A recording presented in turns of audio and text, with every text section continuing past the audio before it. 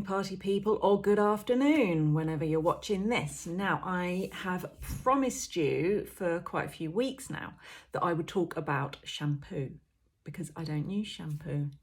Ooh, why don't I use shampoo? So this is everything you need to know about why I don't use shampoo, how I gave up shampoo because it's not as simple as just stopping, I'm afraid. And what I use now instead and all that kind of stuff. So hopefully a little whirlwind tour of everything you need to know. So starting off, why did I stop using shampoo? Well, it was quite a massive decision actually, and something I pondered about for quite a few years because I knew it was going to be hard work when I finally went for it. So you have to get yourself in the mental headspace. Maybe you're the kind of person that just thinks, yeah, I'm doing this, and that is super. Or maybe you're a bit more like me and you think, I don't know, shall I, shan't I, shall I, shan't I? Other people don't do that. Oh, it's a bit weird. Stuff like that. So you've got to work through it. But once you are ready and raring to go, then this video will help you, or at least it will get you on your way. Why I gave up shampoo? Because it's full of absolute rubbish. Stuff you buy from the shop is full of what I like to call chemical yuck. Just, you know.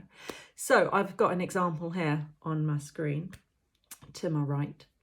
I have chosen just a normal shampoo from a mainstream supermarket, and it's one that talks about nature and stuff. I'm not going to tell you what brand it is, but it's one of these that, you know, it talks about natural stuff. It talks about the fact it's got 0% colorants, 0% paraffin, and 0% silicones. And doesn't that sound so lovely and natural? And then you look at the ingredients, okay? And I'm not even going to read them all out because it is ridiculous. But this is it. Aqua, water. Sodium lauryl sulfate, that's the, you know, the stuff that makes it bubbly, because we get this, well, we've been marketed to, and we think that to clean your hair, you need bubbles. You don't need bubbles. Anyway, that's what that does.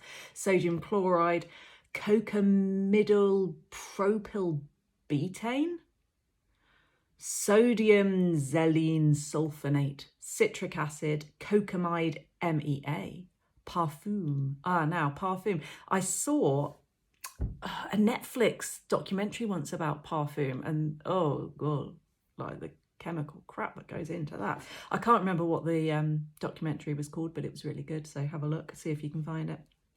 Sodium citrate, sodium benzoate, limonene, tetrasodium EDTA, linalool, sodium hydroxide, guar hydroxypropylitromonium chloride. Crikey. Glycerine, propylene, glycol, linoleamidopropyl, PG, diammonium chloride phosphate. I mean, okay, let me tell you, they say about 60% of what you put on your skin, and that includes on your hair, goes into your body, okay? And I didn't want that kind of stuff going into my body. I mean, what even is this stuff? And I mean, I'm halfway through the list. There's loads more. The final one, methylisothiazolinone. Tasty, huh? I didn't want that stuff in my body. And I was washing my children's hair like they were just little babies. Oh, so cute. Just in water, because I knew that's all baby hair needs, with water. But somehow I didn't know that kind of worked for adult hair. And it was the sort of thing I had moved on over the years. I had moved from like your shop bought usual shampoo, and I'd gone on to shampoo bars. I was quite an early adopter of shampoo bars and thought I was, you know, being an excellent person. And environmentally, shampoo bars are good, and they are a great first step away from your mainstream shampoo. But I realised the brand, at least that I was buying, actually, it turned out it still had a lot of those chemicals in it. I was doing a good thing in terms of the packaging. I wasn't buying shampoo in a what's the word? Bottle. I wasn't buying it in a bottle. But actually I was still putting just a load of chemical yuck on my hair. So I ummed and ahed, and I bounced back between bottles and bars and trying to get a bit more natural and whatever. And then one day, I don't know why, but I just decided enough was enough. So I went for it. And one of my children has very curly hair. Oh, so lovely. And so I knew a bit about this, if you've heard of the nopoo method, and how it relates to curly hair, and how curly hair people might not use shampoo because it doesn't do the hair any favours, and all this sort of stuff. So I had learnt a little bit through that, and I then thought maybe this is something I needed to be doing with my hair, because my hair's kind of like, it's wavy. It's looking really wavy today, but sometimes it looks a lot straighter than this. It just depends on, I made a bit of an effort today. Because I thought, if I'm talking about shampoo, you're going to be looking at my hair. So I thought, kind of looks all right, doesn't it? Anyway, getting back to it. So, first of all, I used a gentle baby shampoo, still full of chemical yuckiness, I'm afraid. But you want some sort of gentle shampoo that will strip out basically all the buildup of the chemical stuff that you've been putting in your hair for years. So that's the first step. And then you start to transition. Now, that is when you start. So you stop using any shampoo, and you start using, some people just go for it and just go straight to water.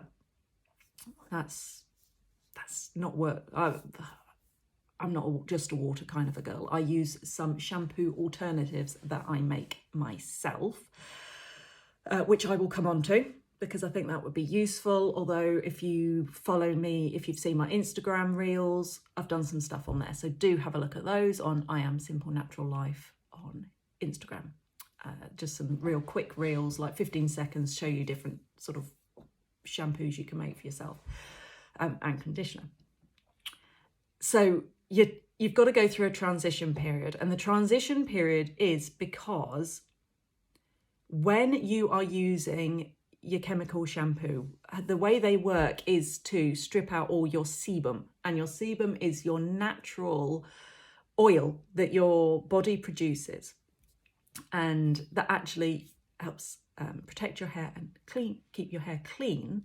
But what we do with the shampoos is we are stripping all that sebum out, okay? And then our body thinks, oh my God, all the sebum's gone. I need to make some more sebum. And so it then starts to overproduce the sebum, and then you're thinking, ooh, I only washed my hair yesterday and it already feels yuck. I'm going to wash it again. Wash out the sebum. Your body then, oh my God, I need more sebum. And so you see it goes on. And the more you're stripping it out, the more your body is overreacting and creating more to replace it.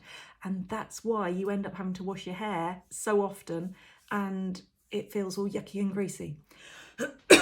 However, when you stop using it, your sebum production will slow down and go back down to a normal rate. But it just takes a little time, because think of the amount of years that you've been stripping this stuff out. Your body is so used to overproducing it. And so you have to accept a period of transition, which is basically where your hair will feel a little bit yuck. Okay? And that's where you've got to really stick to your guns and think, right, I am doing this. Now, lockdown has been a great time for people to do this, but I didn't do mine in lockdown. And I went for the scraping it back into a ponytail, and it looked okay. I just knew it was greasy, And the period of transition could last kind of like a couple of weeks, or for some people, it lasted for months. I did have a really long transition period, but now my hair's all lovely and clean, and I haven't washed it in shampoo for years. I don't even know how many years, but for years. And I only now need to wash my hair. It only feels like it needs a wash. I can go up to like 10 days. 10 days. I used to wash my hair every other day. when I was using shampoo. I could have washed it every day really, but I'm a little bit lazy. So I did it every other day. And now I wash it sort of once a week, but I can easily leave it up to 10 days if I want to. So it really is worth a transition. You're not putting all that chemical crap into your body. Big tick, and slightly less excellent, but also almost big tick is you just don't have to wash your hair so often. Brilliant. So, with the sebum, one trick as well is to brush it through your hair. You know, at the end of every day, give it a really good brush, and you'll move it so you're moving it from your roots all the way down to the bottom of your hair. So that's just a little tip. And some people during the transition period do like groovy, like what do you call them, like hair scarves and things like that. Now the problem is I'm just not cool enough for that kind of thing, but I know if you've ever looked at Lulastic and the Hippie Shake, her old channel, she's definitely still got her video on there about how to tie a hair scarf and stuff. So if you are cooler than me, most people are, then get yourself a bit of material and, I don't know, do whatever she does and just cover up your hair for a little bit, and that will help get you through your transition period. Or just go for a ponytail like what I did. I would say my husband has transitioned and he doesn't use shampoo, and he didn't even really seem to have a transition period at all. So it will vary between people. So, you know, it's just something to be aware of and accept that it's just something you've got to do. So what do I use instead? For shampoo, the good one to start with is bicarbonate of soda. Lovely stuff. And you just mix it with a little bit of water. I'll put some links or something into the description so you can see it, because you don't want me to go into all the ingredients. But basically, you just mix a small amount of bicarb with water and use that as shampoo. Soap nuts, lovely soap nuts. You take about 5 soap nuts and you boil them up, and then you make the shampoo that way. And it takes, I don't know, 10 minutes. And these actually, because I'm extra thrifty, these have already been used once and I'm going to use them again. So you can get 2 lots of shampoo out your soap nuts. So that's like excellent. And then my current favourite, lovely gram flour, chickpea flour. Get loads of this. I get a big bag and then put it into little pots, and then it's just like a couple of spoons with some water and you make a paste. That works really well on my hair. But seriously, there are so many different options, and different people's hair love different things. I've got a friend who also went nopoo at the same time as I did, and stuff that would work on her hair didn't work on mine, and vice versa. It all depends on lots of technical things. But basically, you just got to try stuff and see what works. And then to do like like a condition afterwards. Lots of things, but avocado is one. I just happen to have an avocado right here. Mash it up, put it through your hair. Lovely, very moisturising. Lemon is good for if you want shiny hair. You can use lemon. And now, egg's good. In fact, did you watch my last video on YouTube? It was about my top 4 embarrassing moments. Something in there about using egg on my hair. So watch that. Very important tips within that video.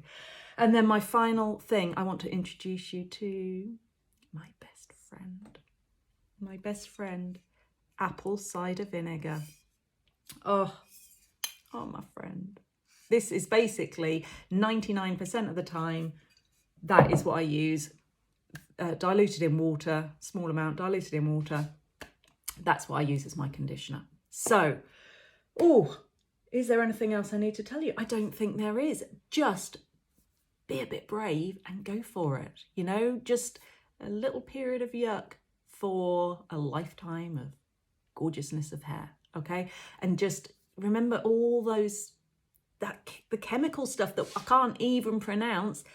that's all going in your body, and it's not even doing your hair any good. You know, you're stripping out all your natural sebum and stuff that you don't need to be stripping out. So just do yourself a favour and just give it a go. Okay, you can do it. If I can do it, you can do it. And let me know in the comments how it goes. Good luck with the transition. Send me a DM or something, because I can hold your hand through it. So have a great day, and good luck with your hair. See you soon.